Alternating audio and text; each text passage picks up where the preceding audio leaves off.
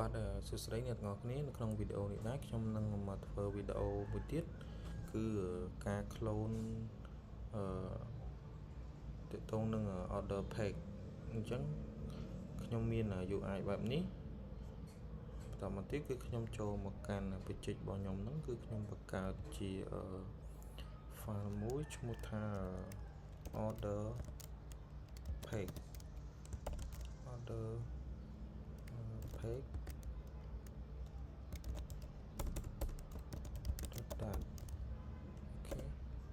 បន្តមកទៀតគឺខ្ញុំយកជា stateful widget ហើយខ្ញុំដាក់ឈ្មោះឲ្យ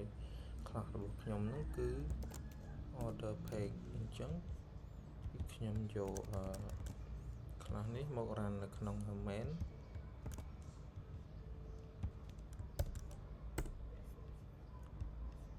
បន្តមកទៀតគឺខ្ញុំយកជា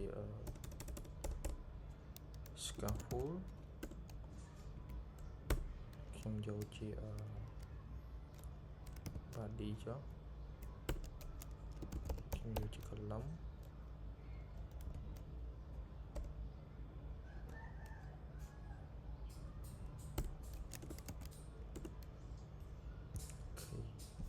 អញ្ចឹងនៅក្នុង UI នេះគឺយើងមាន app bar របស់យើងហ្នឹងគឺមាន icon មួយហើយនិង text មួយអញ្ចឹងខ្ញុំទៅបង្កើតជា app bar មួយចុះហើយខ្ញុំដាក់ leading របស់វាហ្នឹងគឺខ្ញុំយកជា icon អញ្ចឹង icon របស់ខ្ញុំយក back arrow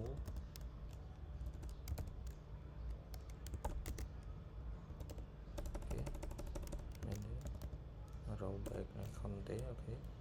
អញ្ចឹងគឺខ្ញុំយក size វាខ្ញុំយក20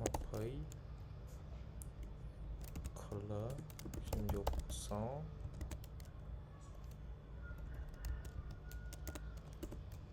ខេបន្តមកទៀតគឺខ្ញុំ save វាអូខេវាអត់ឃើញអីទេដោយសារតែ background របស់យើងហ្នឹងពណ៌សដែរអញ្ចឹងខ្ញុំយក background color យើងហ្នឹងដាក់ពណ៌ខ្មៅអូខេខ្ញុំ save អញ្ចឹងវានឹងឃើញ icon របស់យើង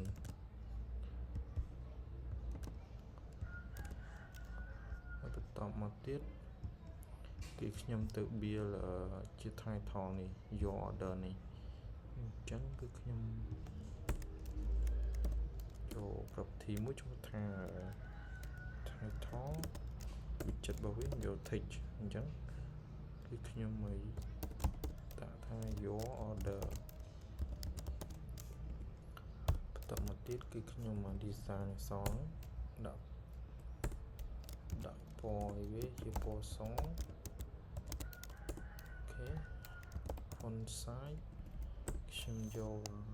20 font weight របស់វាហ្នឹងខ្ញុំធ្វើឲ្យវាមើលទៅរៀងដិតខ្ញុំយក font weight .bool តមកទៀតគឺខ្ញុំ save វាអូខេicon នេះមើលទៅដូចតូចពេកអញ្ចឹងខ្ញុំទៅឡើង size វាធំបន្តិចអូខេ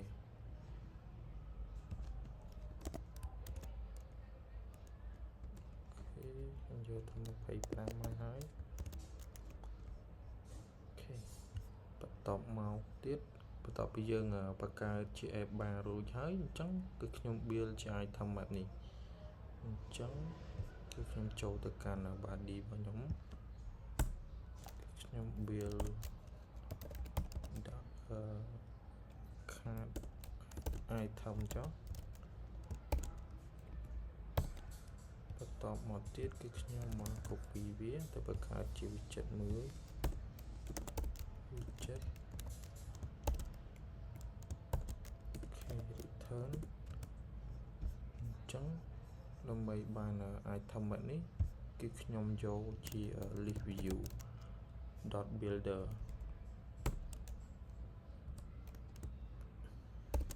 បន្តិចឲ្យវា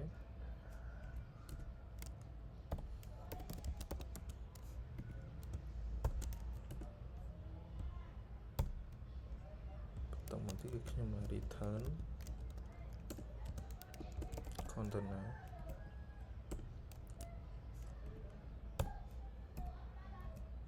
ខ្ញុំដាក់ឲ្យវាយក250ចុះអូខេ color វាខ្ញុំយកពណ៌សសិនអូខេបន្តមកទៀតគឺខ្ញុំដាក់ item count មកវាខ្ញុំយក2បន្តទៀតខ្ញុំ save អូខេវាអត់តង់ឃើញទេដោយសារតែប្រភេទនេះ list view នោះប្រភេទជា scroll វានៅក្នុងcolumn អញ្ចឹងគឺខ្ញុំដាក់ border វាដាក់ជា expanded អញ្ចឹងគឺខ្ញុំ save វាម្ដងទៀតអូខេអញ្ចឹងវាចេញមកហើយអញ្ចឹងខ្ញុំដាក់ heading វាហ្នឹងអូខេអញ្ចឹង color នៅក្នុងនេះគឺវាមានពណ៌ប្រផេះអញ្ចឹងដើម្បីបានពណ៌នេះគឺខ្ញុំចូលទៅ copy color នេះអញ្ចឹងគឺខ្ញុំប្រើ tool មួយឈ្មោះថា digital color matter អូខេ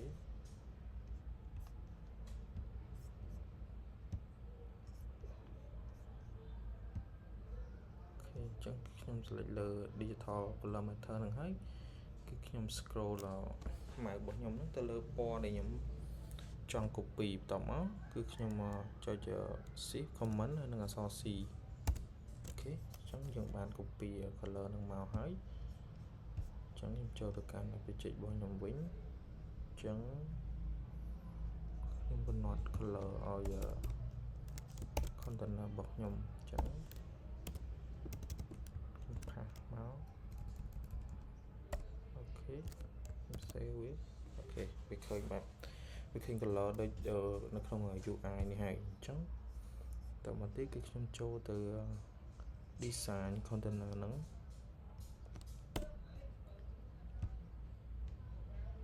ដែលខ្ញុំប្រើ property មួយឈ្មោះថា decoration box decoration ហើយខ្ញុំចូល border radius របស់វាខ្ញុំដាក់20អូខេអញ្ចឹងក៏មកវាមាន error អញ្ចឹងគឺខ្ញុំ copy color នេះចូលទៅក្នុង decoration ហ្នឹងអូខេតាមមកខ្ញុំ save វាអូខេអញ្ចឹងយើងបានcontainer យើងរៀងដូចនៅក្នុង UI របស់យើងហើយបន្តមកទៀតគឺខ្ញុំ build ជា image បែបនេះហើយនឹង title ហើយនឹង icon បែបនេះអញ្ចឹងគឺខ្ញុំចូលទៅកាន់ text របស់យើងហ្នឹងcontainer របស់យើងហ្នឹងគឺខ្ញុំយក property មួយឈ្មោះថា child អញ្ចឹងខ្ញុំយកជា row អូខេ children បន្តមកទៀតខ្ញុំយក container សិន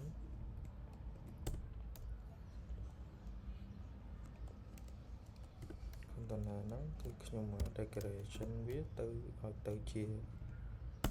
រាងរង្វង់រាងមិនមែនជារង្វង់ទេគឺរបៀបនេះ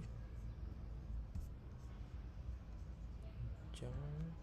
គឺខ្ញុំមកយក border radius វាហ្នឹងគឺខ្ញុំយក drop អូខេខ្ញុំកំណត់កម្ពស់វាសិនហើយវាខ្ញុំយក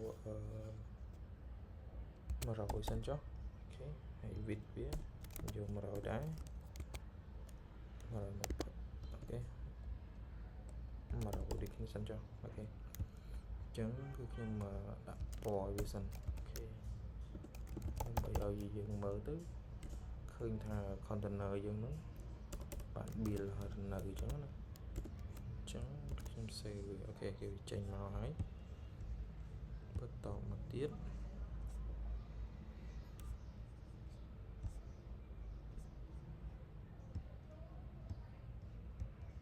គឺខ្ញុំ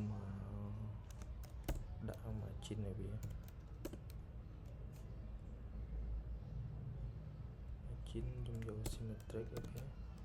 ហើយ 16 ចុះអូខេ okay.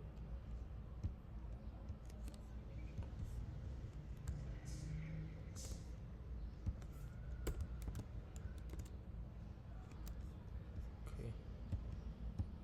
បន្តមកទៀតគឺខ្ញុំដាក់នឹងដាក់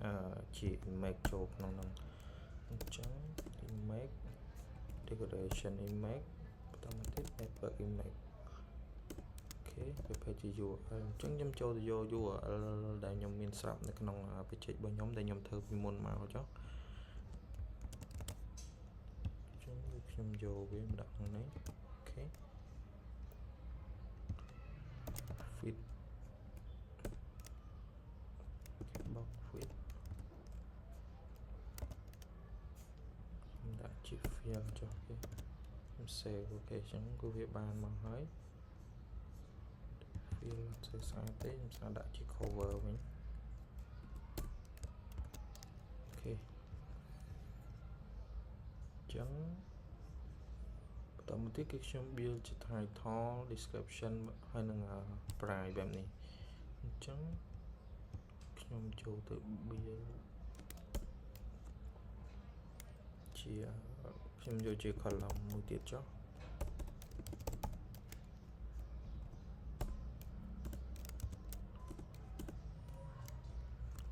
ខ្ញុំយក text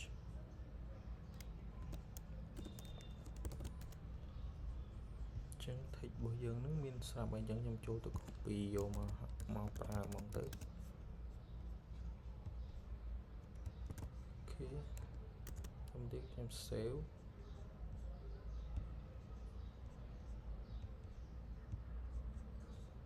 ខ្ញុំ save ហើយអូខេខ្ញុំដាក់វា I latte ចឹងចុះ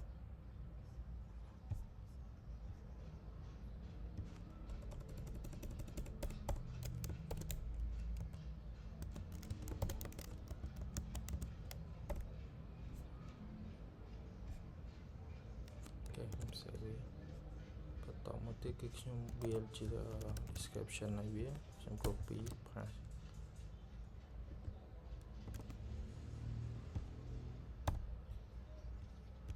ខ្ញុំដាក់ lat admin mail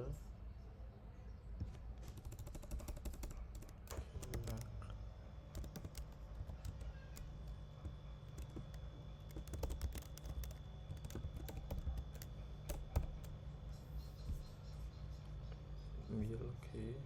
មកទៀតមួយ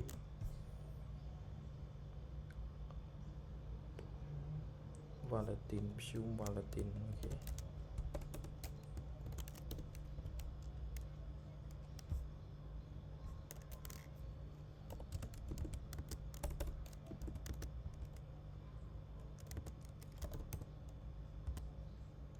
ូខេចឹងខ្ញុំយកវា16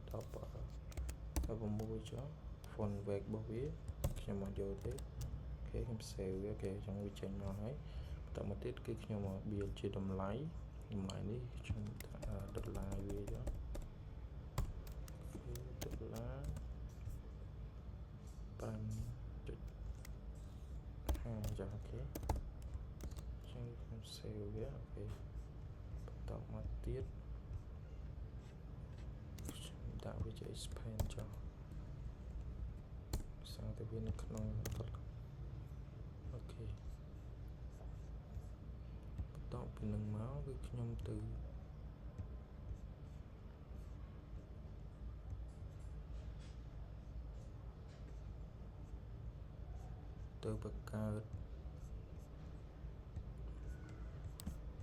បង្កើតជា icon បែបនេះចឹងអូខេមុននឹងបង្កើតជា icon បែបនេះខ្ញុំដាក់វាជា column សិនអូខេដើម្បីឲ្យវាតូចនៅក្នុង UI យើងនេះសិនអញ្ចឹង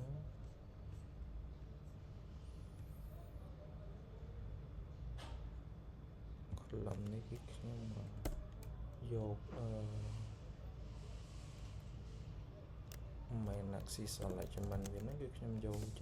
ជា center ចុះអូខេអញ្ចឹងគឺខ្ញុំដើម្បីឲ្យវាមាន error អញ្ចឹងខ្ញុំដាក់ expanded មួយសោះអូខេហើយបន្តមកទៀតគឺខ្ញុំទៅបង្កើតជា container មួយទៀត container ដាក់ high វា100ចុះអូខេ color វាខ្ញុំយកពណ៌សសិនអូខេខ្ញុំ save វាអូខេអញ្ចឹងវាបានអញ្ចឹងសិនហើយអញ្ចឹងខ្ញុំទុកវាសិនអញ្ចឹងគឺខ្ញុំទៅបង្កើតជា icon មួយសិនអូខេអញ្ចឹង icon ហ្នឹង row ដែរអញ្ចឹងគឺខ្ញុំបង្កើតជា row អូខេអញ្ចឹង children container ហើយវាខ្ញុំយក50 width វាគឺខ្ញុំយក50ដែរ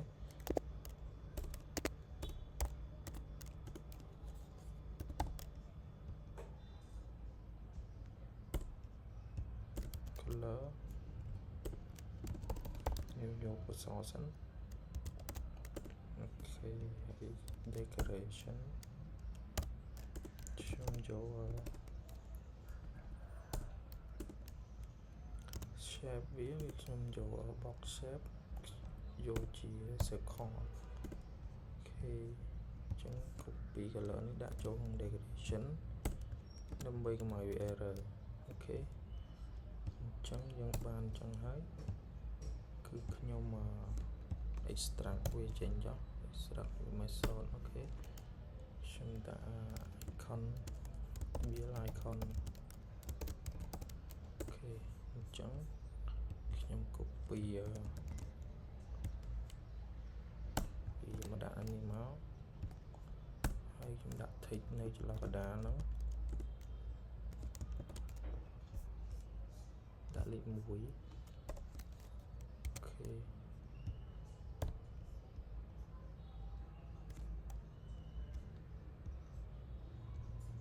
ពី style នេះខ្ញុំដាក់ចោល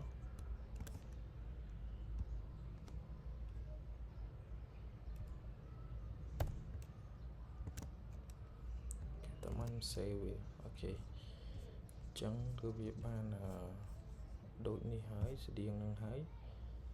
អញ្ចឹងបន្តមកទៀតដើម្បីឲ្យអក្សរនេះស្មើគ្នាអញ្ចឹងគឺខ្ញុំយក cross axis alignment ខ្ញុំយក start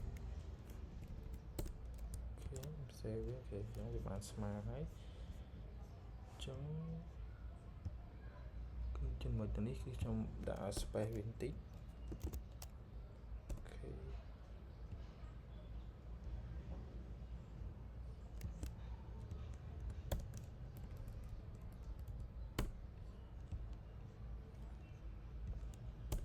ដាក់ row main axis alignment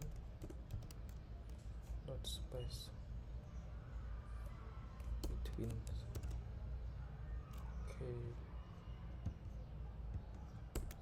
ដាក់ width វា100អូខេអញ្ចឹងវាអត់នេះទេវាមាន error យើងលុបចេញអូខេអញ្ចឹងខ្ញុំដាក់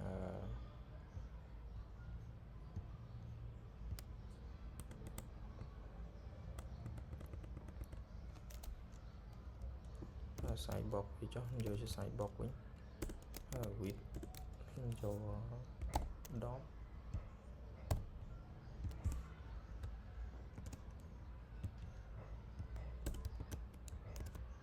ូខេ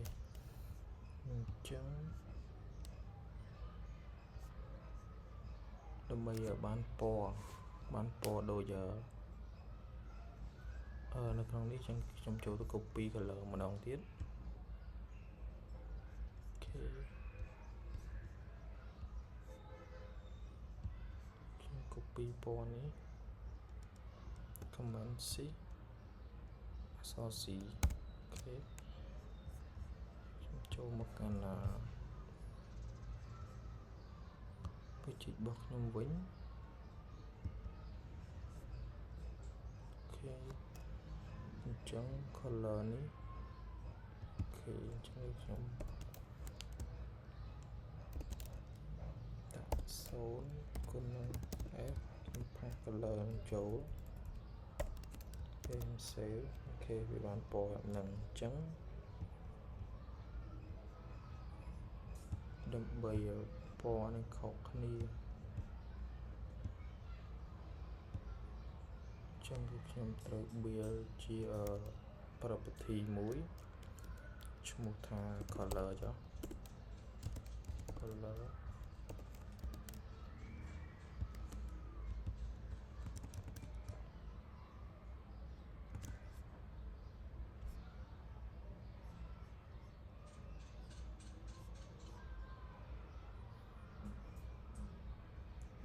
color វាមានពណ៌ប្រភេទនេះហើយនឹងពណ៌ក្រហមអញ្ចឹង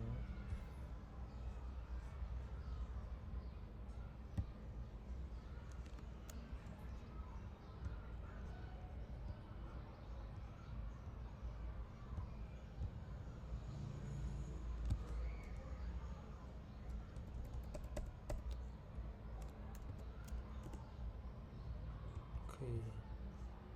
ចឹងខ្ញុំដូរនេះវិញខ្ញុំយក color នឹងមក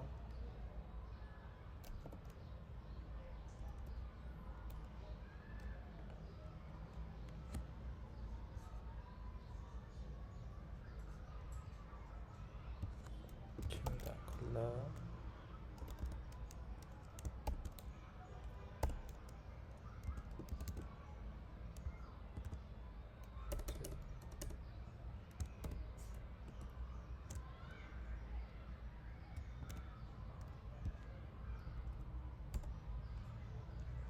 តមកទៀតគឺខ្ញុំចូលទៅនៅក្នុង container មួយទៀតអូខេមានបញ្ហាអីមាន error អីគេ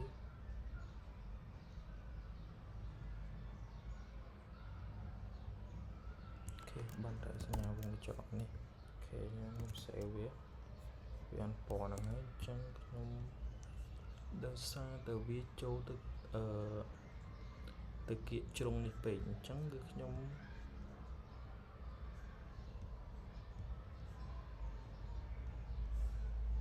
លុបត្រង់នេះចេញសិនចុះអូខេគឺខ្ញុំមក padding វាខ្ញុំដាក់ឲ្យវាចូលមកកណ្ដាលបន្តិចអូខេអញ្ចឹងគឺបានហើយតមកទៀតគឺពណ៌នេះពណ៌រាងទឹកក្រូចស្រាលអញ្ចឹង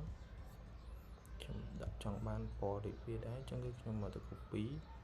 color នឹងយកមកអូខេ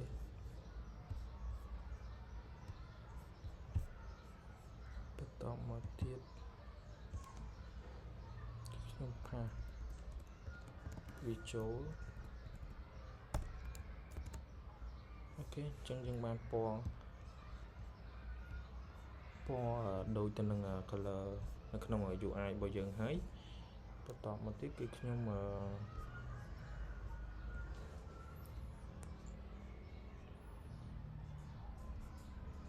បង្កើតជា icon នៅក្នុង container នោះអញ្ចឹងខ្ញុំបង្កើតជា icon មួយ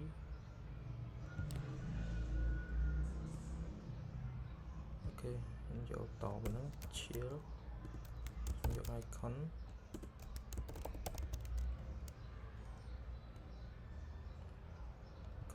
dot remove អូខេ color វាចឹងខ្ញុំយក icon នៅលើពណ៌ icon នៅលើនេះចុះ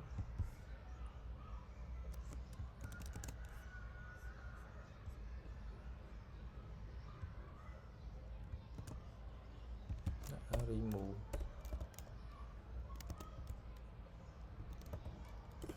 អូខេ chẳngដូចគ្នាទេសារវាដូចគ្នាចឹងខ្ញុំបង្កើតជា parameter មួយទៀតគឺខ្ញុំយកជា icon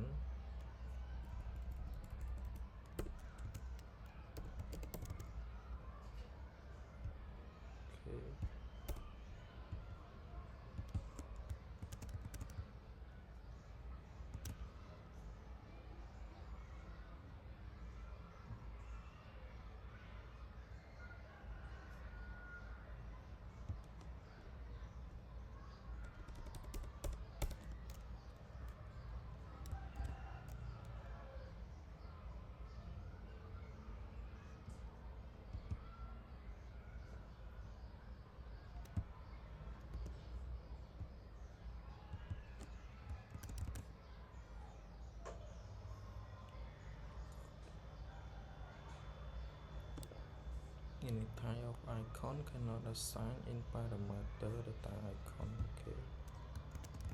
Data icon. Okay, chẳng được nhưng mà copy icon này máu. Okay. Nhưng dùng mình đặt nóក្នុងនេះ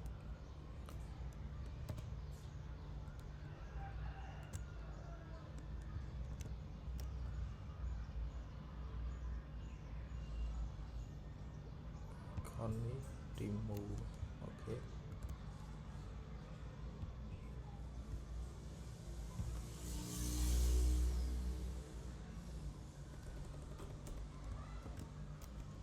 okខ្ញុំយកវាជា remove icon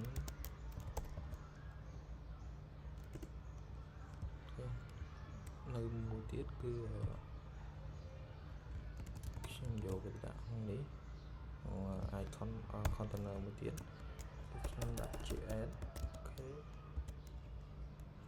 ខ្ញុំ save វាមកអូខេអញ្ចឹងយើងបានហើយ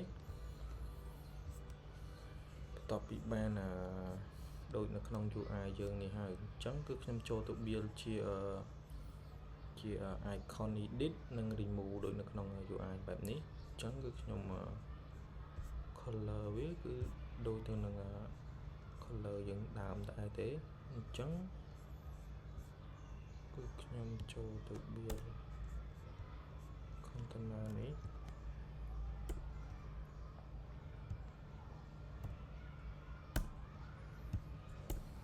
integration អូខេបោះ integration នៅវានេះគឺខ្ញុំយក border radius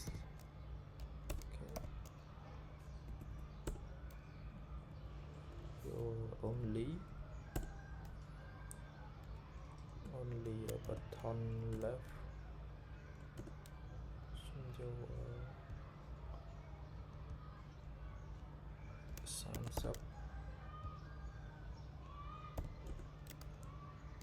button right យើងខ្ញុំយក 30 ដែរអូ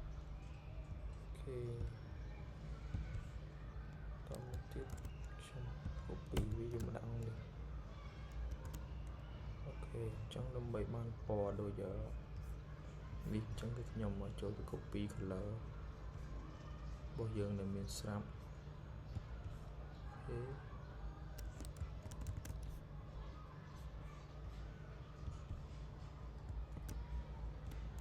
ចឹងខ្ញុំមក save មកទៀតអូខេចឹងវាបានប៉ុណ្្នឹងហើយចឹងគឺខ្ញុំមកកំណត់នេះ line មួយនេះចឹង line របស់វាហ្នឹងគឺខ្ញុំមកយកវាពីចិត្តមួយឈ្មោះថា border អូខេខ្ញុំយក top border side width របស់វាយកមួយចុះទៅ color វាខ្ញុំយកពណ៌សអូខេ save វាមកអូខេអញ្ចឹងគឺវាបាន line ដូចនៅក្នុងនេះហើយតែរបស់យើងហ្នឹងវាពណ៌សពេកអញ្ចឹងយើងយកពណ៌នឹងប្រភេទស្រាលជាងចាប់អូខេអញ្ចឹងយើងយកបែបហ្នឹងចុះអញ្ចឹងខ្ញុំថយវាដាក់ width វាhigh វាដាក់ 80 ok ចឹងយើងបានដូរនៅក្នុងនេះហើយបន្តទៀតយើងខ្ញុំមក build ជា icon នៅនឹង text អញ្ចឹងគឺខ្ញុំយកជា row ចុះអូខេ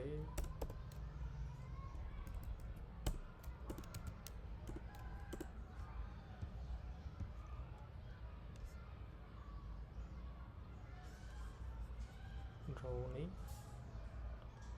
នៅក្នុង row មួយទៀតអញ្ចឹងគឺខ្ញុំ build row នៅក្នុងនោះមួយទៀត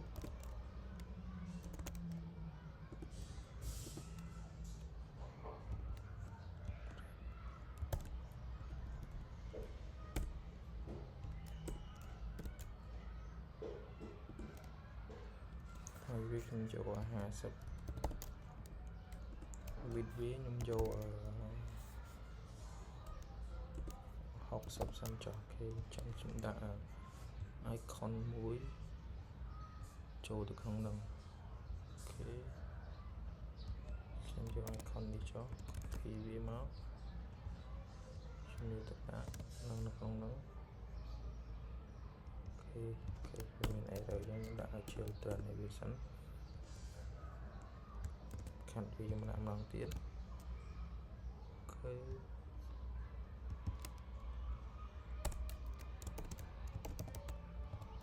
ខននេះយើងដាក់ edit តមកខ្ញុំ save វាអូខេអញ្ចឹងខ្ញុំដាក់ main គឺ select ចំណុចវាខ្ញុំដាក់ n អូខេខ្ញុំវាមកដល់ហ្នឹងហើយអញ្ចឹងគឺ edit icon ខ្ញុំដាក់ text មួយទៀតឈ្មោះថា edit អញ្ចឹងខ្ញុំទៅ copy text វាមកអូខេ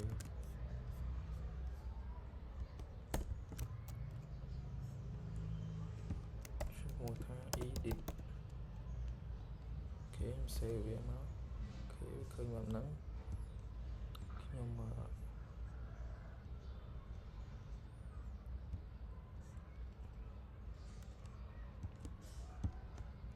ត្រូវវានៅក្នុង expanded សិន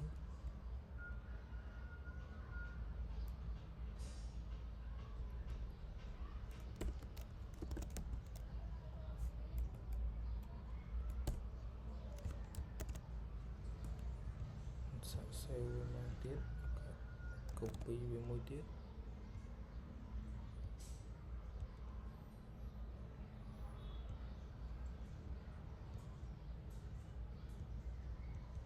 អូខេ copy row ហ្នឹងមកមួយទៀត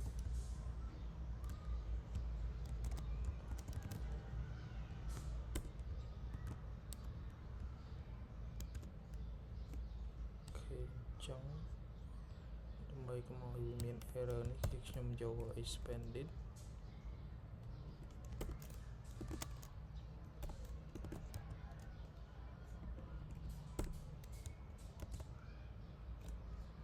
អូខេ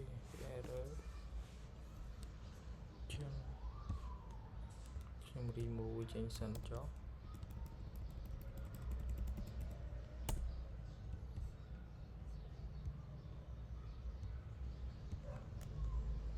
ទៅកំណត់ width ត្រង់នេះវិញដាក់200អូខេហើយក៏ដាក់200ហើយនៅតែ error ទៀត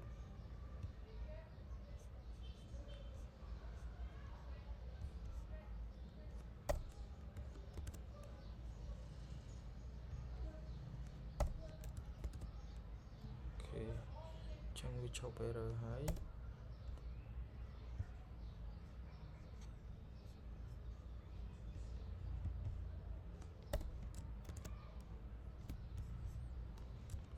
save វាមកទៀត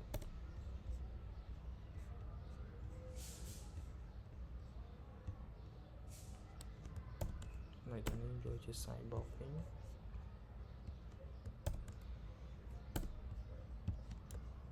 ខេ save វាអញ្ចឹងចន្លោះនេះគឺខ្ញុំនឹងដាក់ space វាបន្តិចខ្ញុំដាក់ sidebox វា width ខ្ញុំយក10ចុះ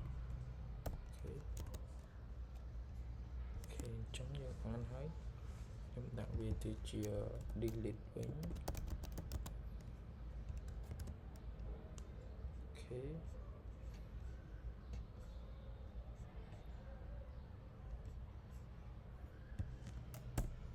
ខ្ញុំយក padding វា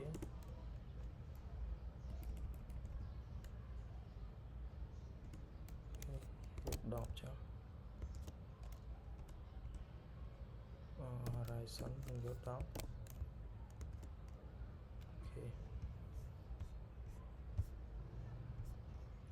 សក់វានេះមិនមែន bold ទេ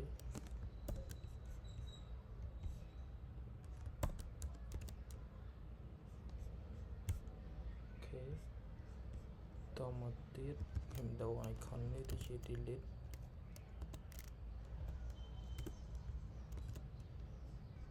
ពណ៌វិញខ្ញុំយកពណ៌ក្រហមសនេះខ្ញុំយកពណ៌ក្រហមដូចគ្នាដែរអូខេអញ្ចឹងយើងបានដូច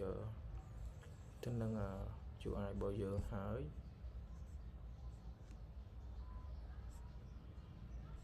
អូខេយើងមើលទៅ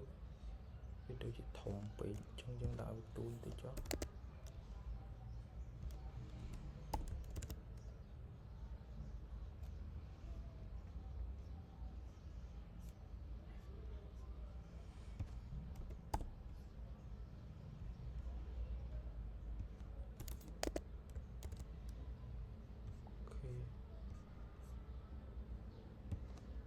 ហើយនេះជាយើង70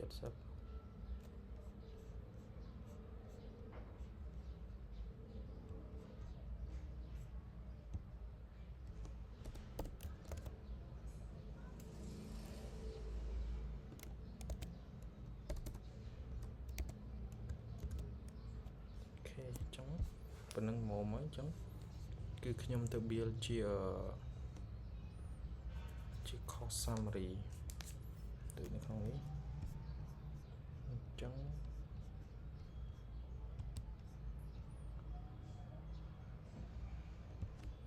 ខ្ញុំ build ជា widget មួយទៀតឈ្មោះថា build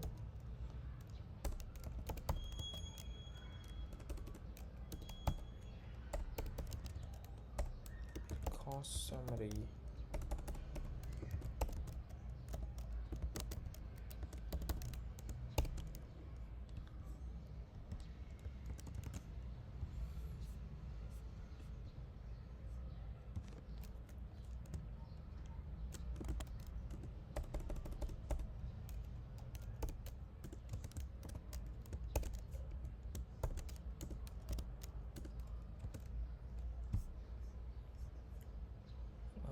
ខ្ញុំយកជា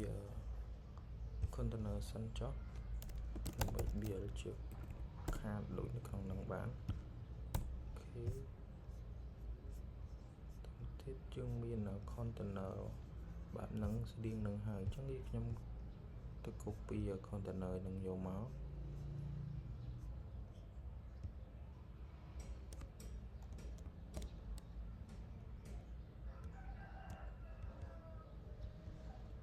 copy ប៉ុណ្ណេះចុះគេ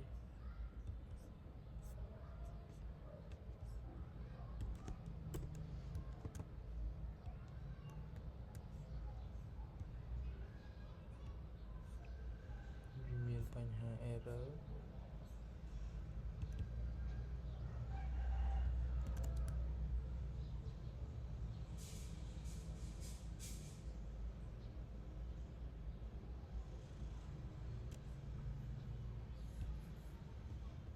អូខេចុះខ្ញុំលុបវាចេញសិនខ្ញុំយកវាមកដាក់ខាងក្រៅនេះវិញអូខេខ្ញុំ save វាម្ដងទៀតអូខេវាចេញមកហើយ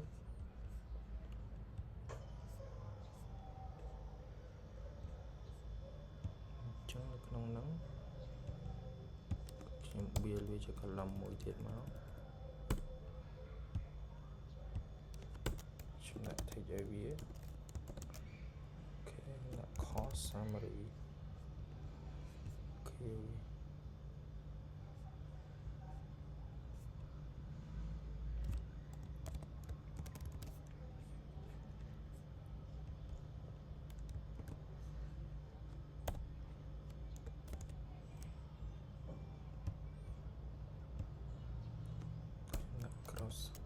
axis alignment នេះយើងយក start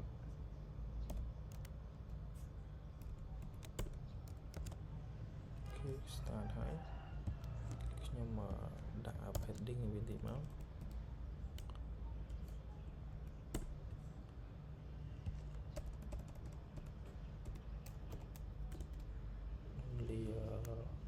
left ខ្ញុំចូល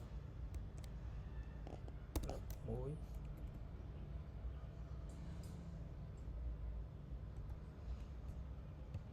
ខ្ញុំ save វាមើលសិនអូខេ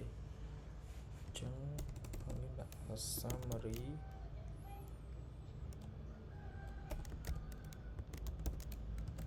cost អូខេ cost summary ទេ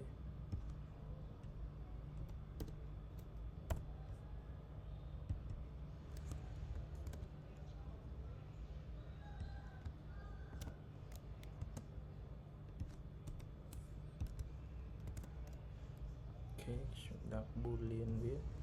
bool font back វាខ្ញុំយក bool អូខេបន្តមកទៀតគឺខ្ញុំ build ជា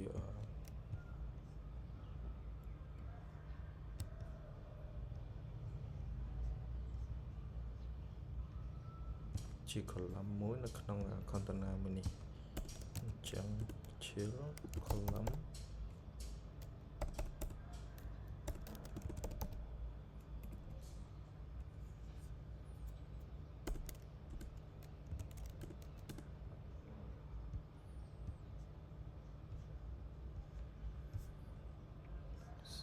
នេះជា row ផេតនេះគឺជា row អញ្ចឹងខ្ញុំយក row មកដាក់មក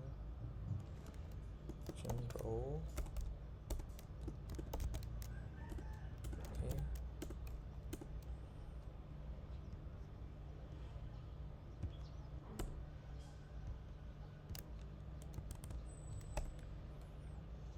row វាហ្នឹង text ប្រភេទ text អញ្ចឹងខ្ញុំយក text copy text មកដាក់អូខេ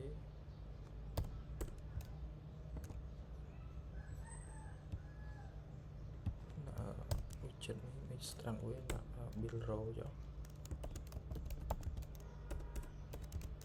build text row ចុះ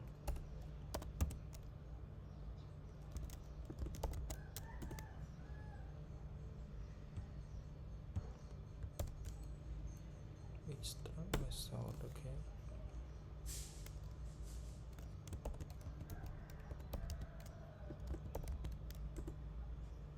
បាននេះ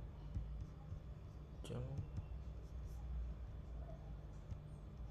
ក្នុងនេះគឺខ្ញុំដាក់ main axis alignment dot space between អូខេសាក save វាមើលសិនគឺវាមកហើយអញ្ចឹងគឺ row នេះគឺវាមិនមែនជា font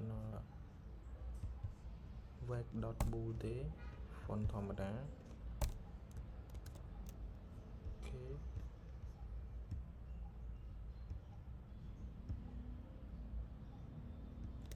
បន្តមកទៀតខ្ញុំដាក់ padding ឲ្យវាខ្ញុំដាក់នៅក្នុងនេះចុះ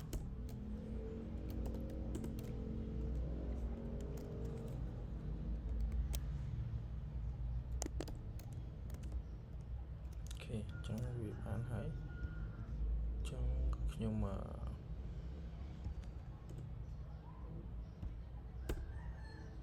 build row មួយទៀត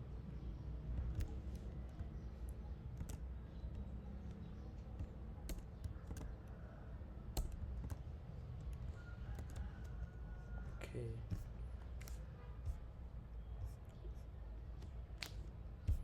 អញ្ចឹងគឺខ្ញុំដាក់ high វានេះឲ្យទៅជា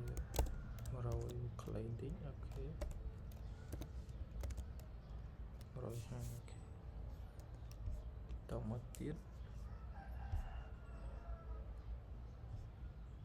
គឺក្នុងនេះមាន line មួយអញ្ចឹងខ្ញុំទៅ build divider ខ្ញុំចូល divider អូខេ haiវាខ្ញុំយក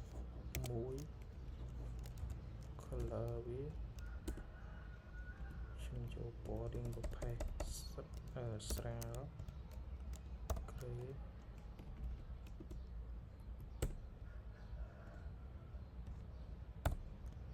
ខ្ញុំសាក save អូខេចឹងគឺវាបានរបៀបនឹងហើយ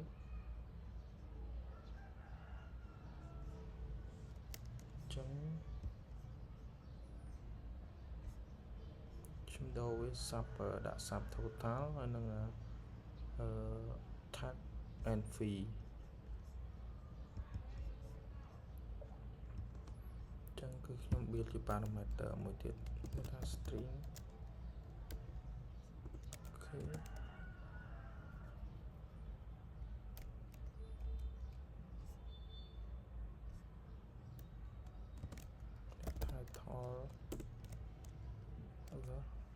title មួយចុះគេហៅ title 2ចុះ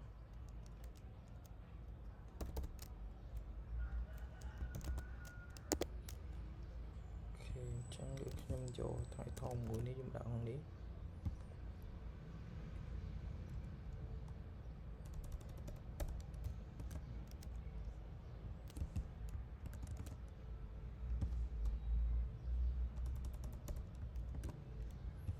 ចឹងគឺខ្ញុំចូលទៅដូរនៅក្នុងនេះវិញ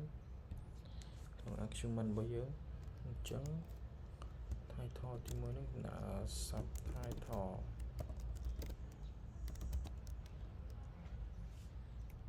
ហើយ title ទី2ហ្នឹងគឺខ្ញុំដាក់13ឡាអូខេ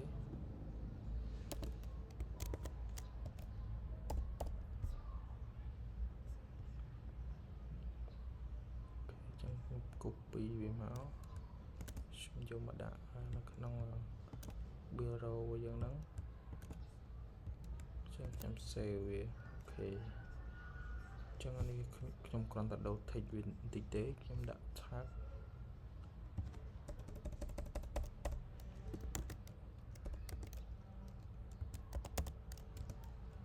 and fee total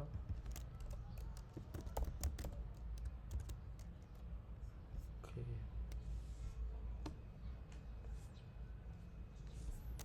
ចឹងខ្ញុំបានបែបហ្នឹងហើយតមកទៀតខ្ញុំមក build ជា button មួយឈ្មោះថា proceed to check out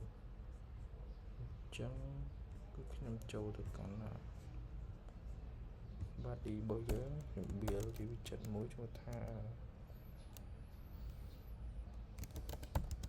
build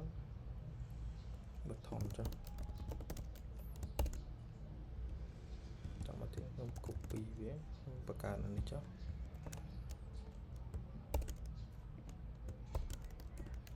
return container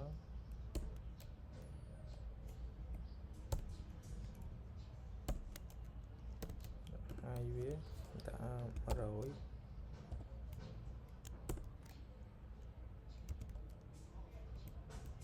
color ដាក់ឲ្យយកពណ៌សសិនចុះអូខេអញ្ចឹងដើម្បីឲ្យវារៀងគម្លាតគ្នាបន្តិចខ្ញុំដាក់ assign បកឲ្យវាហើយខ្ញុំយក Adobe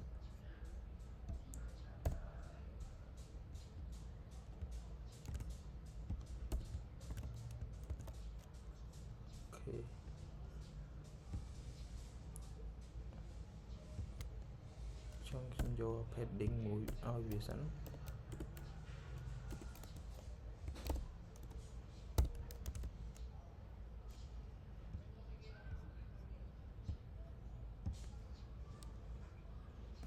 អូខេមកទេយក margin មួយទៀតទៅអូខេ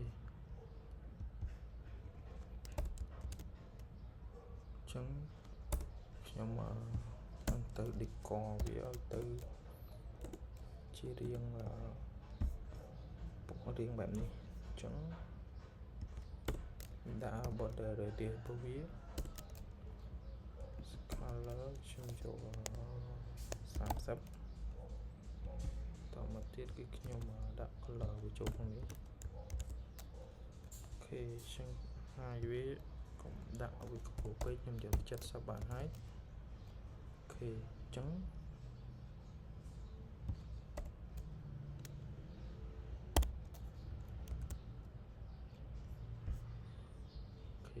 ខ្ញុំបានបែបហ្នឹងហើយអញ្ចឹងកុំឲ្យវាទៅក្រោមពេកអូខេអញ្ចឹងដើម្បីបានពណ៌ដូចហ្នឹងគឺខ្ញុំ copy color នឹងទៀតអូខេ command shift ហើយនឹងអក្សរ C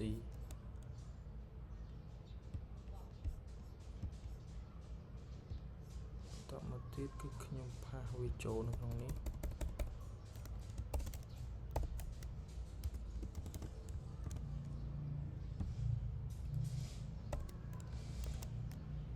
គឺបានពណ៌ហ្នឹងហើយអញ្ចឹង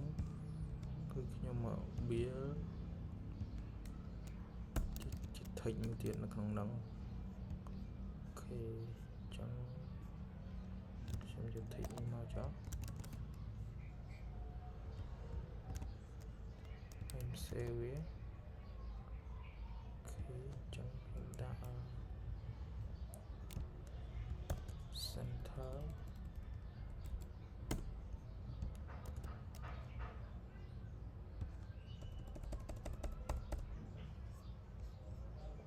proceed to check out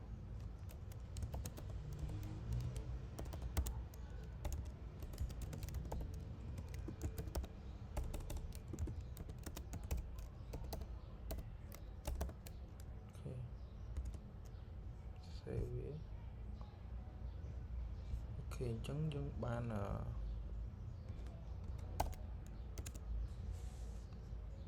អញ្ចឹងយើងបាន UI មួយដូចទៅនឹង UI មាននេះហើយអូខេបានអញ្ចឹងហើយអញ្ចឹងនៅក្នុងវីដេអូនេះដែរគឺខ្ញុំមានតែប៉ុណ្្នឹងទេគឺសូមអរគុណ